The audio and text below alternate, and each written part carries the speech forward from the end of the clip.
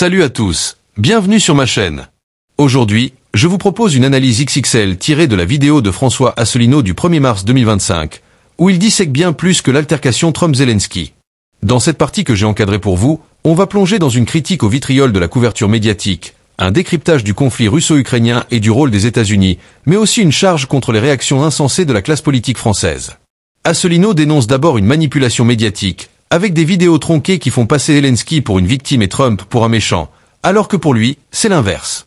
Il nous emmène ensuite dans le contexte géopolitique, les 8 ans d'agression dans le Donbass, les accords de Minsk sabotés par l'Occident, et une Ukraine en pleine crise, dirigée par un Zelensky qui l'accuse de corruption et d'illégitimité. Mais ce n'est pas tout. Il passe au crible les réactions françaises, d'Édouard Philippe à Mélenchon, qu'il traite d'irresponsables prêts à nous mener à la guerre, et il finit par un appel aux Français avec des leçons d'histoire choc. Du Kremlin aux enjeux pour la France, cette section est dense, alors accrochez-vous, on décortique tout ça ensemble, étape par étape.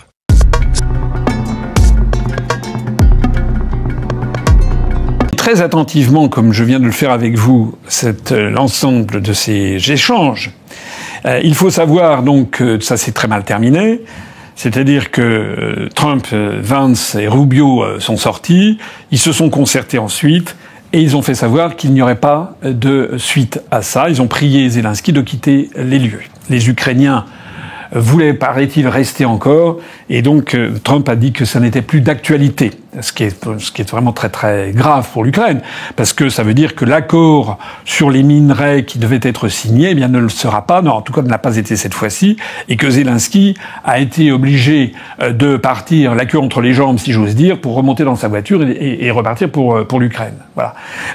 Et tout en disant qu'il remerciait les États-Unis d'Amérique de l'avoir invité, parce qu'il s'est rendu compte qu'il était quand même allé beaucoup trop loin. Alors, face à ça, normalement, la première chose qu'il faut faire, c'est de ne pas réagir sur le coup. En tout cas, moi, c'est ce que j'ai fait.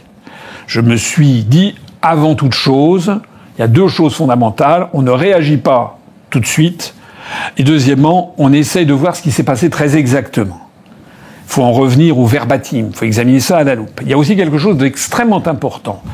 C'est que l'extrait qui nous a été donné faisait suite à toute une conversation préalable. Je l'ai dit en préambule. Et donc, il est très important de connaître l'histoire auparavant.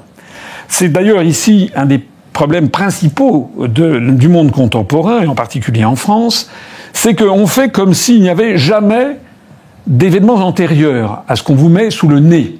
Je rappelle par exemple que on nous explique toujours que la Russie a envahi l'Ukraine le 24 février 2022, comme si c'était comme ça un pays qui n'avait rien demandé, alors que je l'ai dit et tout le monde le sait, l'Ukraine, au contraire, le gouvernement de Kiev n'avait pas cessé d'agresser les populations russophones du Donbass depuis 8 ans. Donc les gens qui continuent à dire le narratif, c'est le narratif de Macron, c'est le narratif de toute la scène politique française quasiment, c'est le narratif des européistes, c'est le narratif des mondialistes, c'est le narratif de Jacques Attali, c'est le narratif de Glucksmann, c'est le narratif des uns et des autres, qui consiste à dire en réalité la Russie est l'agresseur. Non, la Russie n'est pas l'agresseur. La Russie effectivement a envahi l'Ukraine le 24 février 2022, mais c'était en vertu du chapitre de l'article 51 de la Charte des Nations Unies pour venir protéger les populations qui étaient depuis 8 ans les martyrs du régime de Kiev. Bon. Encore une fois, l'histoire n'a pas commencé le 24 février 2022. De la même façon d'ailleurs qu'au sujet de la guerre en Palestine et à Gaza, de l'écrasement de Gaza, il y a toute une partie de la classe politique française qui a fait comme si les attaques terroristes du Hamas le 7 octobre 2023 étaient sorties comme ça d'un chapeau alors que tout allait bien auparavant. Non, ça n'est pas excuser les attaques terroristes du Hamas que de rappeler qu'elles ne sont quand même pas venues comme ça dans un ciel serein. C'est qu'il y a des années et des années auparavant, et notamment de refus d'Israël d'appliquer les résolutions du Conseil de sécurité. On ne peut pas juger d'un sujet si on n'a pas le contexte et l'origine. Et si on ne revient pas notamment au verbatim. Et je me permets ici une petite annotation historique. C'est que on touche du doigt ici tout ce qui a fait l'éclatement des plus grands désastres nationaux. Pourquoi la France s'est-elle lancée en 1870 dans la guerre contre la Prusse, à l'issue d'une méprise sur la dépêche d'Ems. C'est-à-dire, je l'ai déjà expliqué, je crois, c'est-à-dire que cette guerre de 1870 a commencé en fait sur une espèce d'imbroglio diplomatique de quiproquo sur lequel Bismarck avait jeté de l'huile sur le feu. En gros, c'était au sujet du prince Léopold de Hohenzollern, de sa succession qui renonçait à succéder au trône d'Espagne. La France craignait un encerclement diplomatique, et donc l'ambassadeur de France, c'est-à-dire l'ambassadeur de Napoléon III auprès du royaume de Prusse, qui s'appelait le comte de Benedetti, était allé se rendre en juillet 1870 à Bad Ems, où il y avait justement le roi de Prusse qui prenait les eaux, comme on disait à l'époque, et le comte de Benedetti essaye de rencontrer le roi de Prusse. Il le rencontre une première fois, ça se passe pas mal, et puis une deuxième fois, et c'est à ce moment-là qu'il y a un imbroglio, parce que Bismarck, qui était l'équivalent enfin c'était le chancelier, le roi de Prusse, Guillaume de Hohenzollern, n'était pas très très malin. En revanche, Bismarck était très intelligent, et Bismarck sentait qu'il allait être court-circuité par les Français, par le comte de Benedetti, donc il balance une dépêche. Alors, j'entre pas dans les détails, mais ça a enflammé la scène politique française à l'époque, en fait, sur une méprise. Et on a cru que le comte de Benedetti avait reçu un véritable camouflet diplomatique, ce qui n'était absolument pas le cas. Et tout le monde s'est enflammé, toute la scène politique française a dit il faut aller faire la guerre, il faut aller faire la guerre. Et c'est comme ça, eh bien, que Napoléon III a déclenché la guerre contre le royaume de Prusse, alors que tout le monde savait qu'on était tout à fait sous-équipé par rapport au royaume de Prusse, et que, on a été laminé en quelques semaines, et ça a été l'effondrement, le Second Empire. Voilà.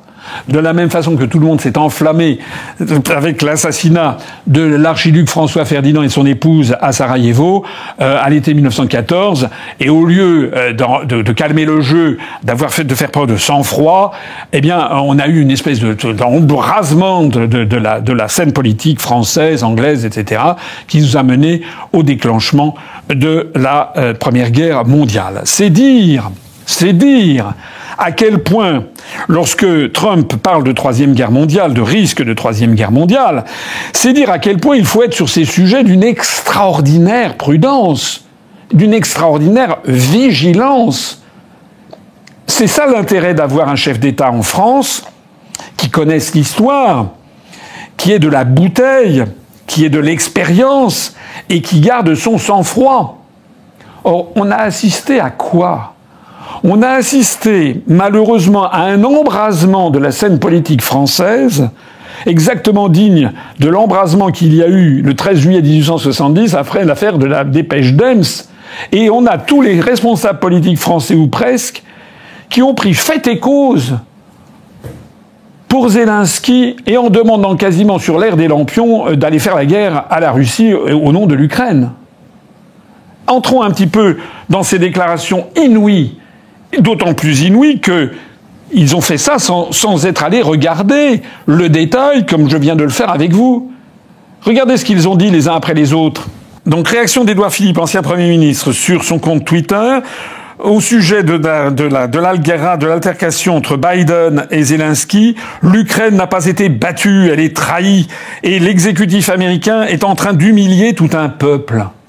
C'est incroyable. Ça, c'est Édouard Philippe qu'on nous présente comme étant le futur président de la République. Il n'est même pas allé faire ce que le souci minimum, c'est de faire le travail que j'ai fait, c'est-à-dire de voir exactement qui a dit quoi et qui cherchait quoi. Au contraire, vous avez vu que Trump ou Vance ont dit ils sont là pour protéger le peuple ukrainien, pour dire il y en a assez, qu'il y a des centaines de millions d'Ukrainiens qui meurent à cause de l'absence de cessez-le-feu. Et donc, Édouard Philippe a poursuivi, la France et l'Europe doivent être aux côtés de l'Ukraine, c'est notre avenir qui est en jeu. C'est toujours la même histoire, c'est le baratin, c'est que si on ne sauve pas l'Ukraine maintenant, après ça sera la Pologne, la Roumanie, la Slovaquie, la Tchéquie, l'Allemagne et puis la France, c'est-à-dire Poutine, le nouvel Hitler. C'est le narratif des mondialistes. À part Édouard Philippe, l'ancien président de la République, François Hollande, il a qualifié l'altercation à la Maison-Blanche de scène obscène de télé-réalité. Pourquoi scène obscène de télé-réalité ? Obscène, pourquoi obscène ? C'est moins obscène que de le voir lui sur son scooter pour aller voir sa maîtresse. Ce que Hollande n'a pas supporté, c'est la vérité.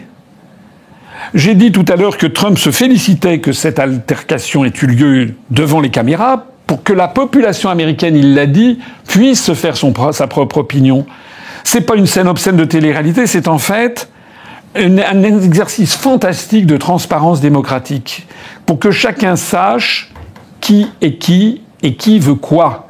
Parce que, évidemment, avec M. Hollande, il faudrait pas que ça se sache. Ça permettrait de poursuivre le narratif qui ferait de Zelensky un être tout fragile, un représentant de la démocratie, injustement attaqué par le méchant Poutine qui est Adolf Hitler, et avec le comparse d'Adolf Hitler qui serait Trump. C'est ça le narratif des mondialistes.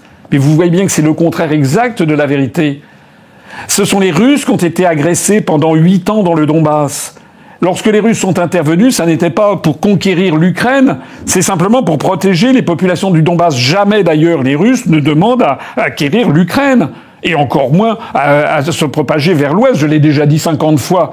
Le problème de Poutine, c'est qu'il a 17 millions de kilomètres carrés pour 150 millions d'habitants, c'est-à-dire qu'il a 33 fois la superficie de la France pour une population qui est 2,5 fois celle de la France. Donc, ce qu'a fait Trump, c'est un exercice de transparence et où on voit là-dedans que, excusez-moi de le dire, mais le salopard, c'est Zelensky. Lorsque Trump lui dit qu'il y a des centaines de milliers de morts en Ukraine, Zelensky s'en fout en fait. C'est quand même Zelensky le premier qui devrait vouloir le cessez-le-feu. Et Hollande poursuit en disant que la France et l'Europe doivent décider au plus vite un nouveau plan d'aide pour l'Ukraine. Alors, je signale quand même que nous avons donné déjà des dizaines de milliards de dollars à l'Ukraine, et je signale quand même à M. Hollande que la France est ruinée. Nous avons plus de 3400 milliards d'euros, c'est-à-dire l'équivalent peut-être de 3600 milliards de dollars de dette, de dette publique. Et je signale d'ailleurs à M. Hollande qu'aujourd'hui même, l'agence de notation Standard & Poor's vient de dégrader la note de la France, pas de la note exactement, qui reste à AA-, mais de l'affubler d'un signal négatif, perspective négative. Ça veut dire qu'au prochain coup, la France va passer de AA-, peut-être à A-. C'est-à-dire que de plus en plus, il va être difficile pour la France de trouver des financements alors qu'elle est ruinée. Et M. Hollande veut qu'on accorde encore plus d'aide à Zelensky. Mais est-ce que les Français se rendent compte? Et ce n'est pas tout, puisque par ailleurs, François Hollande dit « Si Donald Trump, dans le bureau ovale, parlait, c'est Vladimir Poutine qui était son souffleur. » C'est-à-dire que Hollande reprend à son compte cette désinformation, ce complotisme, ce conspirationniste abject des mondialistes, qui consiste à dire que Trump, s'il parle comme ça, c'est forcément que c'est un agent de Poutine.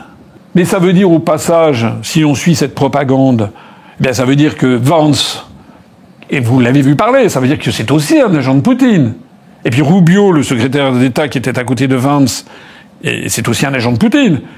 Et puis Kennedy Jr., qui est au gouvernement américain comme ministre, c'est aussi un agent de Poutine. Et puis sans doute également que Kash Patel, qui est à la tête du FBI, c'est aussi un agent de Poutine. Donc en fait, Poutine, il a des agents partout en fait. Est-ce que vous voyez la maladie mentale de ces gens, ou plus exactement, le fait que ces mondialistes, ceux qui m'ont reproché à moi, comme à des centaines d'autres, d'être des conspirationnistes, des complotistes, en fait, c'est eux qui, en fait, passent leur temps à dénoncer des complots qui n'existent pas. En tout cas, François Hollande, qui a été chassé par les Français comme un malpropre. Je rappelle qu'il avait une popularité qui était inférieure à 10% quand il a quitté le pouvoir. C'est François Hollande qui est de notoriété publique un imbécile complet. Et François Hollande ramène encore sa fraise, un peu comme Zelensky, comme s'il comptait. Mais il n'y a pas que Édouard Philippe et François Hollande qui sont intervenus, il y en a d'autres. Raphaël Glucksmann. Vous connaissez Raphaël Glucksmann, on en a suffisamment parlé. C'est un agent... J'ose plus dire un agent américain, parce que maintenant on sait plus ce que ça veut dire américain. Américain, il y a le mieux et il y a le pire. Le meilleur, c'est justement la nouvelle équipe gouvernementale qui veut arrêter cet impérialisme, arrêter le fait que les États-Unis soient en permanence des fauteurs de guerre, et qui veut aboutir au plus vite à un cessez-le-feu en Europe. On devrait soutenir Poutine, mais pas du tout. On a aussi le mot américain, car ça recouvre aussi ceux qui sont dans la main de l'État profond américain, c'est-à-dire de USAID, la CIA, la National Endowment for Democracy, le Conseil Atlantique comme Benjamin Haddad, etc. Tout le monde sait que Raphaël Glucksmann, enfin tout le monde sait, tous les gens qui en tout cas me suivent et suivent d'autres quand même, d'autres analystes, mais tout le monde sait que Raphaël Glucksmann a été un proche de l'ancien président de la République de Géorgie et que c'est un agent très proche des intérêts américains. Raphaël Glucksmann, qui épouse dans tous les domaines le narratif guerrier de Madame Victoria Nuland, de la CIA, de la NED, etc., eh bien Raphaël Glucksmann est intervenu là aussi pour hurler au scandale. Et il a dit ceci: les Américains devraient avoir honte ce soir, et il a appelé les Européens à assumer seuls notre sécurité et l'aide à la résistance ukrainienne. Et puis les autres. Qui est-ce qui est intervenu également? Le jeune Gabriel Attal. Gabriel Attal qui a dit « Ce soir, les États-Unis ont perdu le droit de se revendiquer comme les leaders du monde libre. Ce soir, ce rôle nous revient à nous, Européens. » Est-ce que vous vous rendez compte? Il estime que les États-Unis ont perdu le droit d'être les leaders du monde libre tout simplement parce que Trump veut empêcher la Troisième Guerre mondiale et veut avoir un accord de paix tout en disant à Zelensky qu'il voulait bien le soutenir mais qu'il fallait maintenant arriver à la paix. Mais c'est absolument incroyable. Monsieur Zelensky va-t-il pouvoir compter sur M. Attal, M. Glucksmann, M. Édouard Philippe ou M. François Hollande pour venir se battre, pour mettre un treillis et venir se battre sur les terres ukrainiennes contre les Russes? Il va faire quoi, Gabriel Attal, qui est arrivé d'ailleurs récemment à Kiev avec sa valise à roulettes, là, et puis il était habillé comme s'il arrivait à Courchevel. Et puis c'est pas tout. Il y a également Olivier Faure du Parti socialiste. Trump annonce avec toute la vulgarité et la violence dont il est capable un renversement d'alliances et de valeurs. Et le peuple français et l'Union européenne devraient faire bloc avec le peuple ukrainien. C'est honteux. C'est honteux de dire ça. Le Parti socialiste, Trump annonce un renversement d'alliances et de valeurs, alors que Trump, au contraire, dit qu'il veut bien continuer à envoyer de l'argent et des armes à l'Ukraine, mais à condition que maintenant on parle de façon correcte avec Poutine et qu'on aboutisse à un cessez-le-feu. Donc M. Faure, le Parti socialiste, veut la guerre, en fait. Il veut continuer à insulter Poutine et veut la guerre avec la Russie. Mais ce sont les partis, c'est le parti de la guerre. C'est pas tout. Marine Tondelier, la patronne des écologistes, a jugé que Donald Trump et son vice-président s'étaient comportés avec Zelensky comme des brutes à la solde de Poutine. L'Europe doit se réveiller, elle est seule. Voilà que les écologistes, donc, militent maintenant pour la guerre. Ils militent, si l'Europe est seule, ça veut dire qu'elle doit se réarmer, c'est-à-dire que les écologistes doivent soutenir les projets de M. Merz, le futur nouveau chancelier allemand, un ancien de BlackRock d'ailleurs, soit dit en passant, et qui veut monter à 5% de budget de l'armée allemande pour faire la guerre à la Russie. C'est-à-dire que Madame Marine Tondelier, la patronne des écolos, qui part en guerre contre les voitures des pauvres gens ou des classes modestes en France, voilà, elle est pour les ZFE, elle est pour l'apartheid social dans les grandes villes. Seuls les riches, ceux qui ont des belles voitures, vont pouvoir circuler dans les grandes villes. Ça, c'est les écolos. Les écolos qui veulent emmerder les Français parce qu'on a des passoires thermiques, donc ils préfèrent avoir des milliers de SDF dans les rues plutôt que d'autoriser des loueurs à louer des logements un petit peu vétustes, mais qui sont des passoires thermiques, au motif qu'il faut protéger la planète. Mais Madame Tondelier qui veut protéger la planète ainsi, alors ça ne la dérange pas de faire la guerre avec la Russie et d'aller directement vers une troisième guerre mondiale, peut-être avec des débordements de guerre nucléaire, c'est ça? C'est une sacrée écologiste.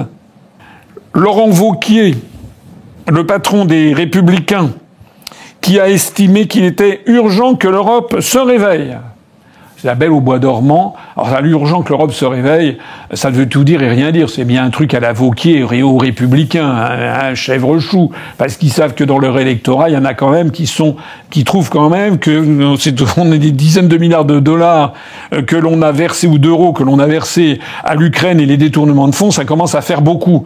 Donc, Wauquiez, il est là, il dit une chose et son contraire. Enfin, c'est vraiment l'anguille absolue. Enfin, c'est vraiment quelqu'un sur lequel on peut absolument pas compter. Il y a même Mélenchon qui, lui, alors s'est fendu d'un communiqué assez extraordinaire, puisque lui, il a dit que, en humiliant Zelensky, Trump prouve qu'il n'a rien à faire du soi-disant accord avec Macron. Les atlantistes européens sont les coupables d'une capitulation sans condition et sans issue. Alors là, c'est assez extraordinaire parce que, en fait, il soutient Zelensky aussi. Mélenchon, la France insoumise. Voilà, au lieu de dire ce que je dis, M. Mélenchon, comme d'ailleurs les autres, n'ont pas fait ce travail absolument salutaire de salubrité publique que je viens de faire avec vous. Non, Mélenchon, il part en guerre, et lui, la seule chose qu'il a trouvée, c'est de taper sur Macron en disant, ben voilà, en fait, Trump, il a humilié Zelensky, ça prouve que Macron n'a servi à rien du tout, et puis que les atlantistes, européistes ne mènent à rien. Mais c'est pas ce que je dis, ça n'a rien à voir. C'est-à-dire que sur le fond, Mélenchon reprend à son compte le narratif en faveur de Zelensky qui aurait été humilié. Voilà les réactions que j'ai pu trouver. Je n'ai pas trouvé de réaction ni du Rassemblement national, ni de chez Zemmour, ni de Madame Marion Maréchal. Je trouve ça un peu surprenant parce que c'est une affaire tellement importante que tout le monde doit réagir. Donc je suppose qu'ils doivent vouloir ménager la chèvre et le chou, parce qu'ils doivent se dire qu'il y a un certain nombre de leurs électeurs qui sont quand même pour Trump, mais d'un autre côté, tout ce petit monde, en fait, Bardella, Madame Le Pen, Madame Maréchal, Madame Knaffo, Monsieur Zemmour, etc., ils ont tous très très peur des gros yeux que pourrait faire Apolline de Malherbe, ou Patrick Cohen, ou bien Jacques Attali. Donc ils sont là, donc il ne faut surtout pas... Comment est-ce que vous pouvez avoir confiance dans des gens comme ça? Voilà, j'ai terminé ici cette analyse. Vraiment, je crois qu'elle est extrêmement importante et qu'elle est aussi importante à la fois pour l'opinion que nous devons nous faire de la situation en Europe, de la situation géopolitique, de la situation de la guerre avec la Russie, mais elle est également très importante pour l'opinion que nous devons nous faire de Trump, Vance, l'équipe qui dirige les États-Unis d'Amérique, pour l'opinion que nous devons nous faire de Zelensky, et pour l'opinion des Russes là-dedans qui regardent ça, ils doivent être un peu ébobis de voir tout ce qui s'y passe. Il y a quand même eu une réaction intéressante du Kremlin, de Madame Maria Zakharova, qui est la porte-parole, et qui a dit que finalement, c'est un son de cloche qui est très différent évidemment du reste, le Kremlin donc a soutenu Trump et Vance en disant que finalement ils avaient fait preuve de beaucoup de retenue par rapport à au mensonge de Zelensky, que d'ailleurs Madame Zakharova n'a pas hésité à traiter d'ordure. Voilà. Et puis il y a d'autres réactions de dirigeants russes. Certains ont dit qu'en fait, c'était quand même un tour de force que Trump n'ait pas réagi plus violemment, parce que ce que méritait en fait Zelensky, c'est un coup de poing dans la gueule, quoi. Enfin, en gros, c'est ça. Voilà la situation. Mais ce qui est important aussi dans cette vidéo, que vous devez méditer, c'est ce que ça vous indique sur la scène politique française. Voilà. Et voilà, on arrive au bout de cette analyse marathon de François Asselineau. Et quel tableau! D'un côté, il démonte une couverture médiatique biaisée et des forces mondialistes qu'il voit derrière une poussée vers la guerre. De l'autre, il remet les pendules à l'heure sur le conflit russo-ukrainien. Pas une agression russe sortie de nulle part, mais une réponse à 8 ans de tension dans le Donbass, avec un Occident, Merkel, Hollande, les États-Unis qui auraient trahi les accords de Minsk. Pendant ce temps, l'Ukraine s'effondre, minée par la corruption et un Zelensky maintenu au pouvoir sans légitimité. Et que dire des politiques français? Asselineau les flingue un par un. Édouard Philippe, Hollande, Glucksmann, Attal, Tondelier, tous accusés de s'enflammer pour Zelensky sans réfléchir, quitte à nous précipiter vers une troisième guerre mondiale, un scénario qu'il compare à 1870 ou 1914. Le Kremlin, lui, soutient Trump, et Asselineau enfonce le clou. La France, ruinée, n'a pas les moyens de jouer les vatés en guerre, et nos priorités devraient être ailleurs: hôpitaux, sécurité, pouvoir d'achat. Son message final? Un appel aux Français: choisir un leader lucide pour éviter le pire, loin des mondialistes qu'il rejette. Alors, ça vous parle? Cette plongée vous a surpris? Laissez votre avis en commentaire, likez si ça vous a plu, et abonnez-vous pour ne pas rater la suite. Parce qu'avec des sujets comme ça, on n'a pas fini de creuser. À très vite.